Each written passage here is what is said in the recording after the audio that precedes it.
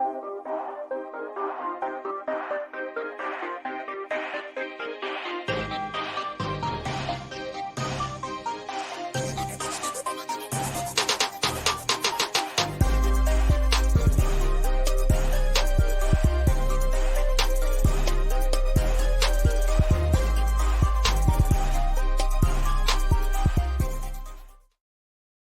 location's a little different, and it is another go round of Thursdays with Nico.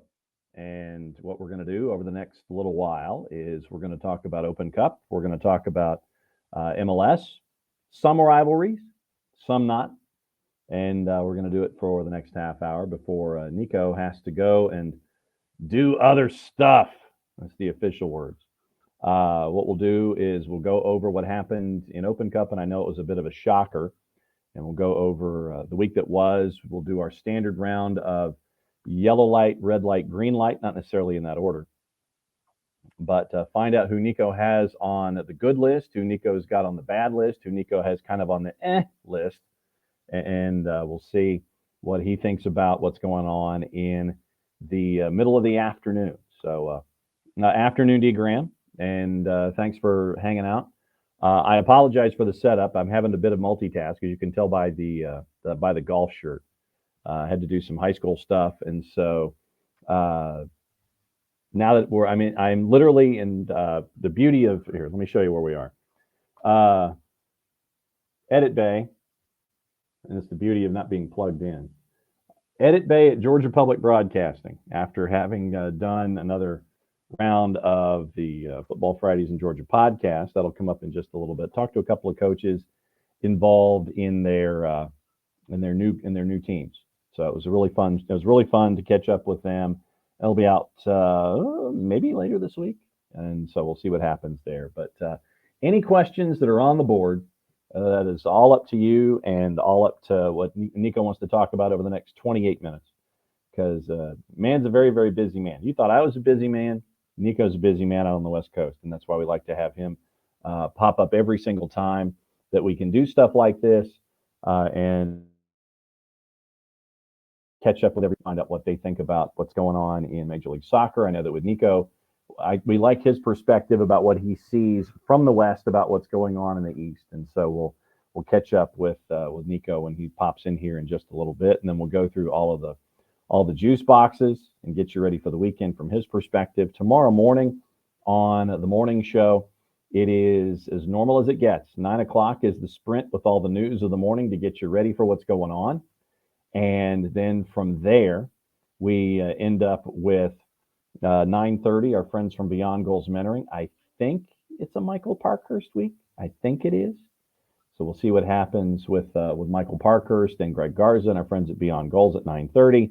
10 o'clock is the weekend whip around. Patent pending trademark coming sooner, probably rather than later, anytime, hopefully fairly soon.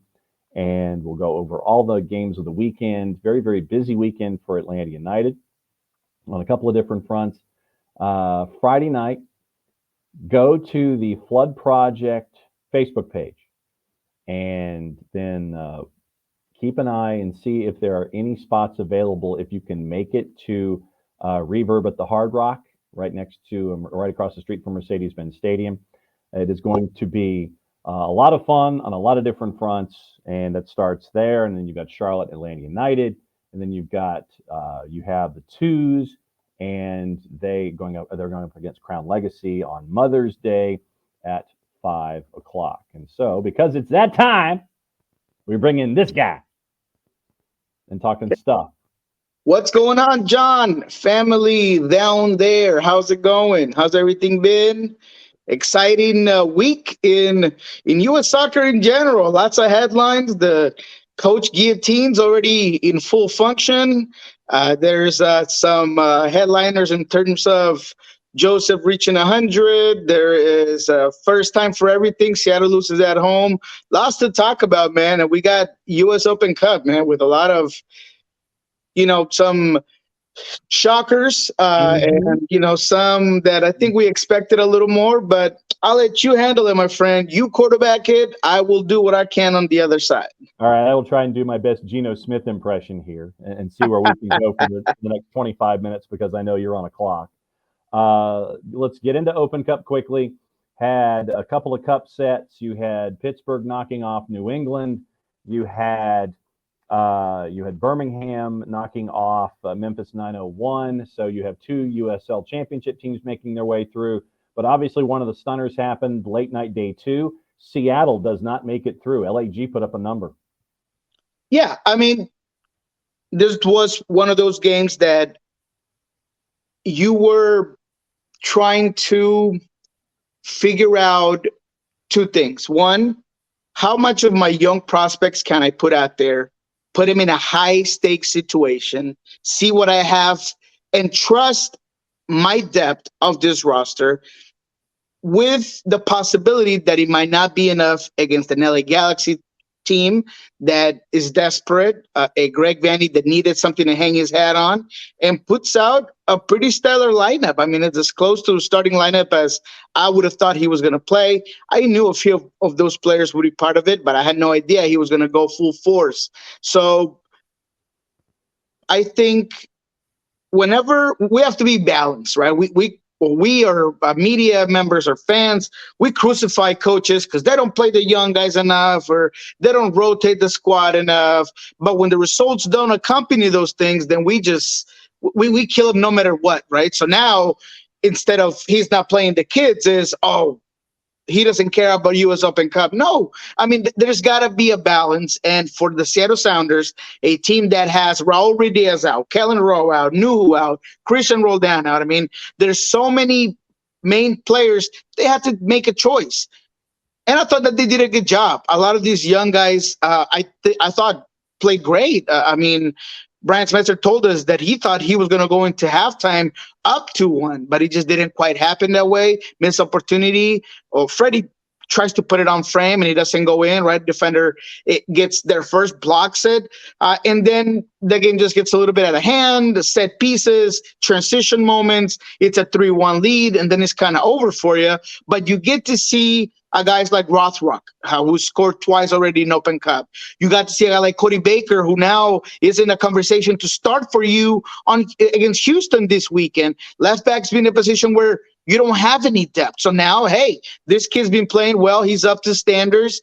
He's shown us that he can live up to the moment and play beyond his years. So that's what you get when it comes to Open Cup. But I know fans want results, and I know that no matter what, you don't meet expectations whenever you get eliminated from US Open Cup, but that's just what happened. However, I think this was a tactical move. It was a risk, a tactical risk that you were taking, and then it just didn't happen to go the way that you hope you wanted. I mean, look at LAFC, right? They put out all their young guns, and they were at the verge. They were a penalty kick away of getting eliminated. So now instead of Charundulo doesn't care, it's like, wow, the young guys and the organization, the club trusted these young guys to win games like this. So that's kind of how sometimes we are unfair with head coaches. Yeah, and since you mentioned head coaches, we'll go ahead and talk about the guillotine. And we are discussing the teams at the bottom of the East. No real surprise that Gerhard Struber was going. We figured it was a matter of time, considering that they're last in the conference. I get it. You had all of the issues attached to Dante Van Zier that are a part of this whole thing. And the press conference was interesting, to say the very least, especially with the words that came from the sporting director. Struber, to me, seemed like it was going to happen. We just didn't know when, but now as of Monday, we knew when. Yeah, I mean, I was more upset about some of the statements that were put out by Struber talking about, I kind of knew I was leaving. It's like he wasn't really committed to this project, right? I mean, he just seemed like this was a stepping stone, or I don't know, a place to figure out where he wanted to be, because it just didn't seem like he wanted to just be there, right? And yes, it was the issues with how he handled the Van Zier situation in that particular moment. Fans wanted him gone, but in all reality, they're at the bottom of the East because of some of the things he was unable to do, unable to really create any positive movements offensively. I get that Luquinhas has been inconsistent. I understand that maybe Van Zier, I don't know if it was his call or whose call it was to bring him in when he didn't quite fit the system. But at the end of the day, because of everything, I think it was a reasonable decision to let him go. And like you said, we were all expecting it. And the Red Bulls, for me, are doing a disservice to this roster, to that fan base, because it just shows that there is no clear pathway on what they want to do and where they want to go. Then we go to Chicago, and this one feels rushed, and at the same time, you say you're going to give Ezra Hendrickson time to build. You're going to be patient. We talked about it on Monday's show and on Tuesday's show after it happened, and the problems in Chicago don't really set at the feet of Ezra Hendrickson as the main part of the discussion. It's more upstairs, because you sell Jean Duran, you sell Gaga Slonina, yet the reinvestment of those funds really doesn't turn into something tangible that we can all sit there and say, okay, this was what you got in return for that. And now you have not so big Shaq making a little over $8 million. Everybody else is like $1.5 million and below, and you're not getting any production out of your DPs. And this seems more something that was, well, I'm the sporting director and we're not getting the results, so I'm just going to get rid of the coach, when probably those of us from the outside are sitting there and saying maybe the problems are more upstairs than they are on the field. 100%. I mean, look, what you just said kind of puts it all together in one shell and kind of summarizes it perfectly. I think that Ezra was put into a tough situation with some benefits, and it looks great. It's like if you're on the table and there's a guy with a hand of poker, and he says sit down on the table, and you see $1 million in front of you, like, man, I could win all this money. But then you look at that hand and there's nothing there for you to win with, so you just kind of sit there, because that's what he had. He had the most expensive player, so he had Ace of Hearts there, but there was nothing that was going to help him out with that Ace of Hearts, because he's been so ineffective. So the highest paid player, most uninfluential, most ineffective player in the league. A lot of things to change. A management office that decided to sell Heather Duran, bring nobody back. Went with Shabilko, a guy that you knew that he wasn't the top goal scorer. He wasn't going to be your guy. Kai Kamara kind of saves you from having a little bit of offensive power. But at the end of the day, there just wasn't enough time for Ezra to, as he told us several times, he wanted to wreck it all and rebuild it. And just didn't give him the time. So it is more of a business decision taken, so I don't have to make the real decisions, which is say, hey, something in the front office isn't working. Coming up on halftime here with Thursdays with Nico Moreno from the Soccer Bar and our friends at Pulso Sports. And we go through everything that goes on in Major League Soccer, the week that was, the week that will be, rivalries that aren't sponsored by a beer, apparently this weekend, because you do have some rivalries that are coming up. We'll get into that in just a little bit. But since it is halftime, we always have our favorite segment. I love it. Red light, yellow light, green light. And for those that are catching up with us for the first time, ground rules are pretty simple. Think of it as a stoplight. Think of it, like you're at the intersection and you're going, okay, I've got a green light. That means that I can go through the intersection. Everything's cool. Yellow light, you're kind of like, okay, do I hit the brakes? Do I stop? Do I go through the intersection hoping that I get through before the light turns orange, or if there isn't a cop there that's going to give me a ticket on my way through? Red light, got to stop. Everything's in trouble. So we apply that to this. And green light, folks that you give the gold star to. Yellow light, could be either folks that were given the gold star that might, for some reason, you're sitting there, you're raising the people's eyebrow and you're going, hey, what's going on here? Or somebody who was really bad that might be improving and you're giving them the people's eyebrow for a different reason. And then you've got red light. And with red light, these are folks that you sit there and it's like, Kevin Bacon at the end of the parade in Animal House, where he's on the sidewalk and he's sitting there going, stay calm, all is well. And it may not be the case. What we have decided is that you can give teams the designation. You can attach them to whatever light you wish, but you have to give a different reason as to why if they are a repeat nominee. So, Nico, would you like to go green light first, or would you like to go red light first this week? Well, let's switch it up this time. Let's go green light to red light. All right. So then your green light, sir, would be whom? I'm going to go ahead and go with Bruce Arena and the New England Revolution. Yes, they're coming in from a loss. I get it. But in MLS play against Toronto, he showed me that he can modify his team. After losing a guy like Dylan, it seemed to obviously affect his overall potential.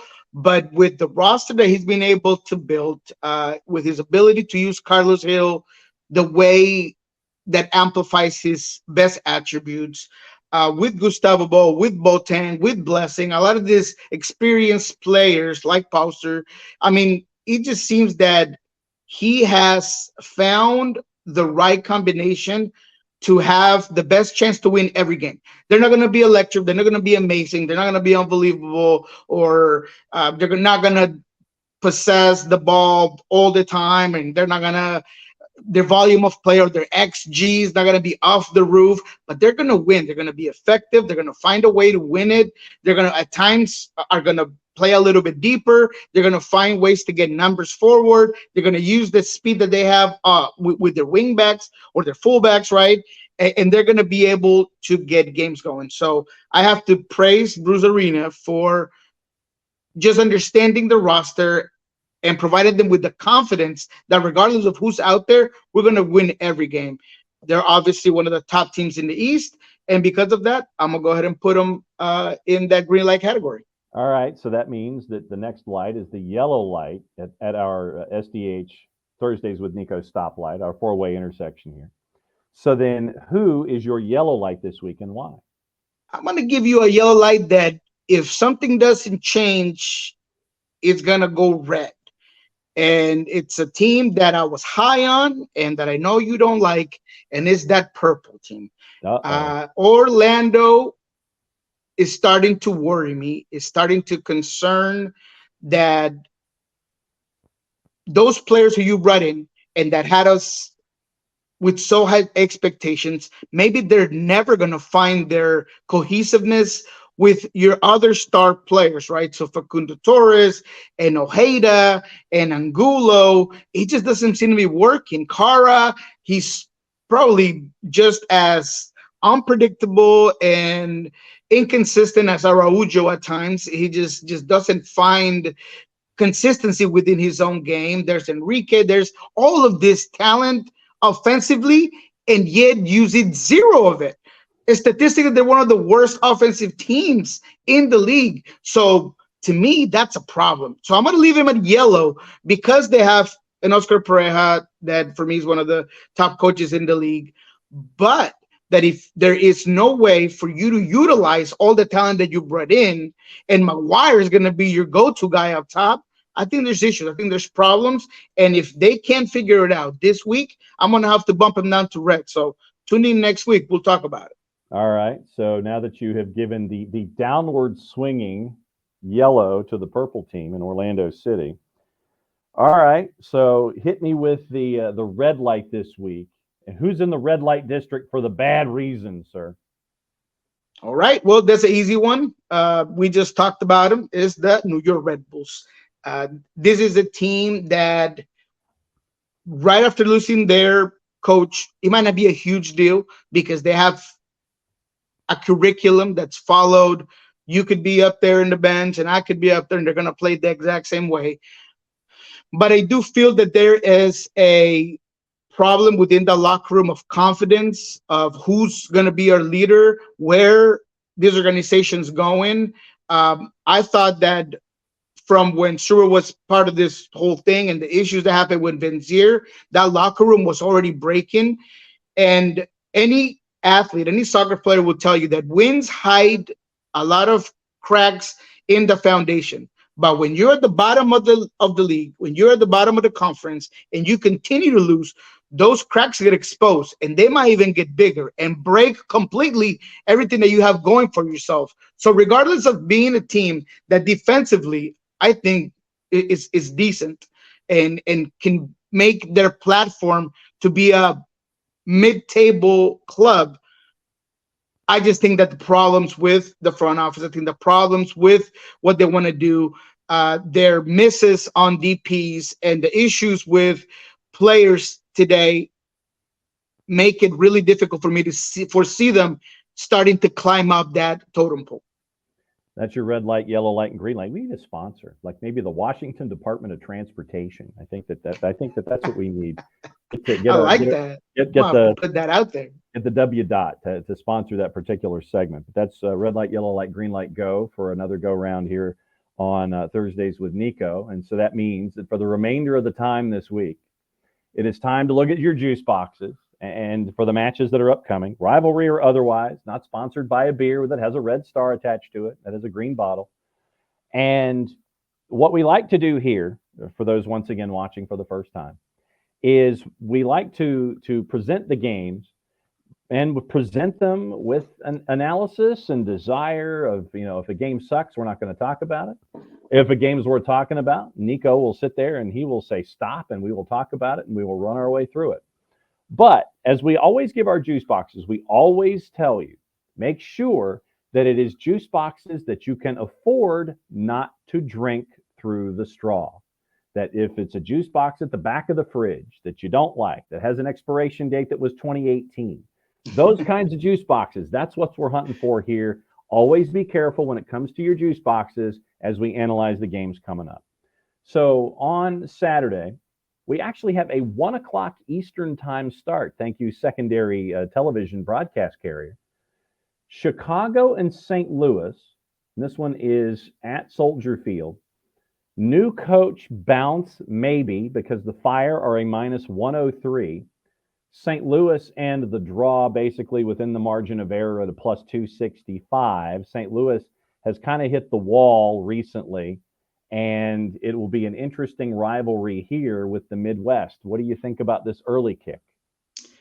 I want to talk about this one because I have a gut feeling that St. Louis in the Let's Run It Back Bowl, because they just played, are going to find a way to beat this Chicago team, which was interesting to see a team like St. Louis that doesn't want the ball, doesn't want to possess it, beat Chicago in possession, very likely because that's what Klopas wanted. Clearly simplifying everything, very direct, 4-2-3-1, in which they were going to take very little passes. They were going to try to get it over the top whenever they would get a chance to transition. But I think that Cornell has enough of an idea of who might he be able to pair up with Gioacchini up top and make him more effective. So I think in this one, it's more of a gut feeling, to be quite frank, but I would take St. Louis visiting on this one. Put it on. I'm going to check it out. All right. Atlanta United starts your 7:39 kicks, courtesy of our friends at Apple TV. Atlanta United hosting a Charlotte team that is hurting. And as we say here in the South, if somebody's really hurting, it usually is N apostrophe, HURTIN apostrophe. They are hurting. You won't have Derek Jones or Enzo Capetti because of yellow card accumulation. Joe Zviak is coming off a groin injury. Melanda and two others are fighting injuries themselves. Atlanta United a decided favorite at a minus 169. Charlotte north of plus 400. I don't want to touch it for many reasons. One, the numbers. Two, it seems like every single time I'm high on a bounce back game for Gonzalo and Atlanta, I swing and a miss. That Inter Miami game was just tough to watch because it seemed like Atlanta was in some ways controlling possession, but without a purpose. They couldn't really get connections and services in the way they wanted. And then in a couple of chances, Joseph just turns it around and pulls that knife that he believed he had in his heart and then stuck it right back at Atlanta. So it was honestly interesting to watch because Atlanta had their own issues, right? With injuries, including Araujo, who couldn't start this one. In the midfield, clearly. I thought Rossetto played better when he came on, but still just a lot of problems for Atlanta. But I just wanted to kind of put that out there. However, I'm not going to touch that game in terms of numbers because both teams are on the slumps, to be quite frank, especially Charlotte with all the injuries that they have. I mean, all the absences that they have. So we could just move on. But I did want to put that out there. Then let me ask you this, and this is a question that has come up on the morning show with our friends on the Twitch pitch. What is the conversation like there in Seattle about the job that Gonzalo Pineda is doing? I know that you had a conversation with him recently on the network out there. What is the vibe out there about the job that Gonzalo is doing here in Atlanta? I think over here is very positive. Obviously, they're not inclined. They're not as embedded with the results and how it might hurt to be eliminated from an Open Cup, and everything that Gonzalo's had to deal with, that roller coaster of emotions and success that he's had down there. Because you can't really say that he's been a prodigy right as soon as he came on, but I think everyone knows that the end game for a guy like Gonzalo will be a positive one. So with the start of the season for Atlanta, that maybe was a little bit make up over a couple of fantastic Almada games that might have saved some of those points and stuff. Overall, the fan base here in Seattle, players, everything around these hallways, everybody seems to be very high on what Gonzalo Pineda is doing. Okay, let me go through the other 7:30s. No away fans allowed at Stade Saputo for CF Montreal and Toronto FC because of fights between ultras at BMO Field on the midweek during Canadian Championship. And you've also had a thrown megaphone from the Capo stand at Mark Anthony K. So we had those moments happen this past week. They're playing again this weekend. No visiting fans allowed in just a wild scenario north of the border. Yeah, that's unacceptable. I saw that whole thing. It was just, I feel like it's unexcusable when fans feel like because they are supporters and they feel some sort of way they can yell certain things or aggravate a player, whether it's with abusive language or physically. So that's just sad.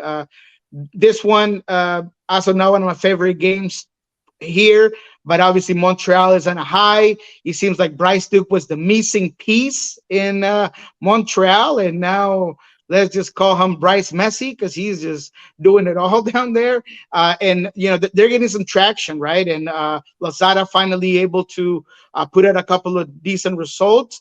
But one, I'm not watching that game, and two, I think it's pretty clear that Montreal, with the momentum against a Toronto team that seems to have no answers, regardless of some of those quality players they have, they're probably going to take this game.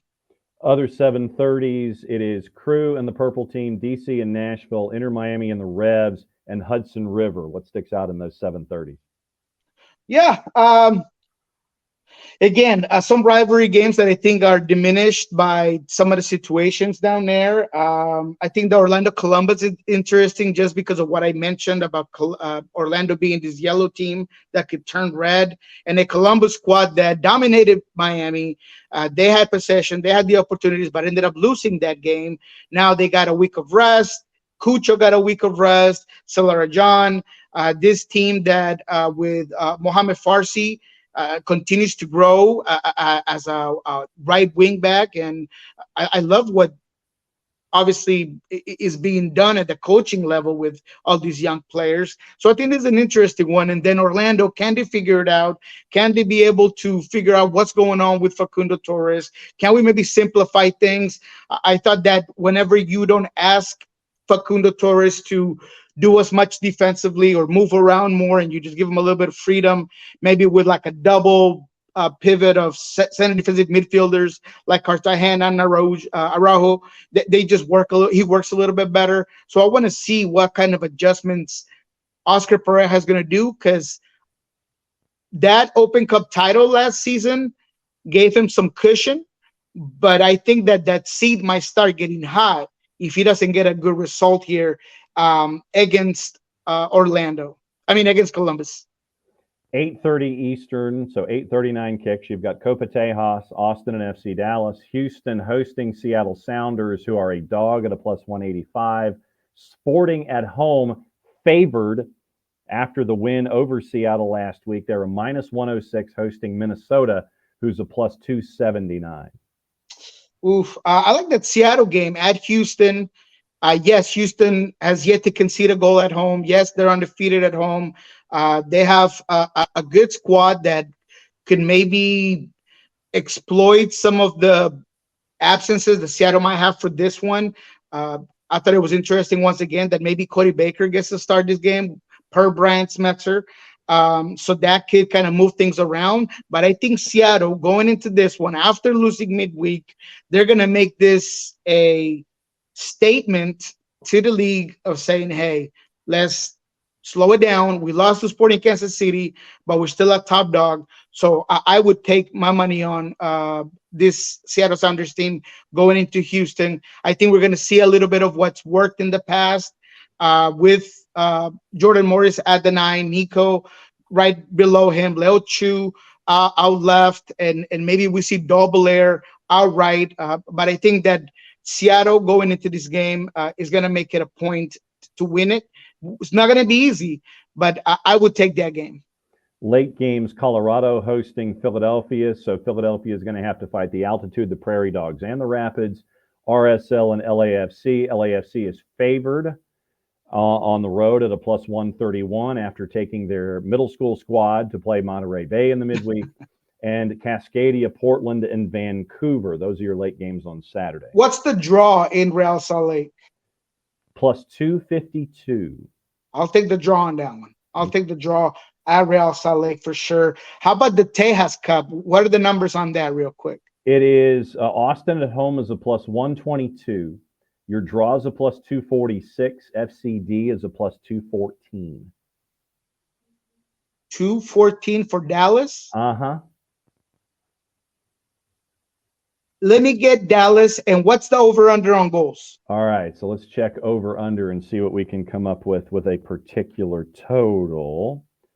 Because that's an interesting one. I mean, Austin's been known right now for just giving a whole bunch of goals. They're starting to figure out a little bit more in terms of the attacking end. Love to see one of my favorite moments last weekend, by the way, Will Bruin scoring at the 90-plus minute. Just made my heart giggle. So this might be an interesting one for goals. And I think Dallas pulls a rabbit out of their hat and do a number on Austin.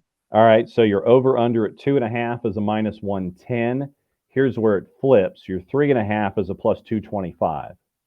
Give me 3.5. 3.5 in Dallas on this one. There you go. I'm gonna lock it in. There's your lock it in parlay. I feel like Scott Farrell. Lock it in parlay of the week. And so your Cali Classico is the only game late night Sunday East Coast time. LAG is favored at a minus 116. San Jose coming to Carson is a plus 290.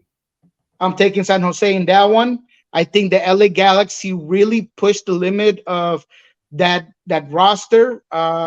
Yes, it's an extra day, and I know that Brian mentioned that they were going to get an extra day, but I really think they are underestimating this San Jose team that just beat LAFC, that is so true to their form, and that can really.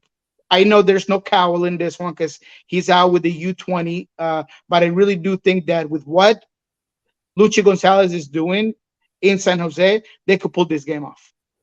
All right, what's going on with Soccer Bar and Pulso Sports for the next 7 days? All right, well, at Soccer Bar, just go ahead and as soon as I get off here, I'm going to hop on Soccer Bar on YouTube. Go ahead and check that out. We'll be talking about Open Cup, We're going to be talking about what's next here for this upcoming week. And we might have a little surprise for you guys next week, but I won't give it to you guys just yet. And at Pulso Sports, just everything that just happened with the Seattle Sounders in Up and Cup. We had an interview with Javier Arriaga as well, someone that's obviously dealing with a situation where he was the starter. Now he's fighting to get that spot back. Interesting one in Spanish there at Pulso Sports. What he said. So he's got to hop from this show and he's going to go host another one. So Nico, get out of here. We'll catch up with you next week, my friend. You the man, baby. Take it easy, guys. End of the show. That means we get to do this.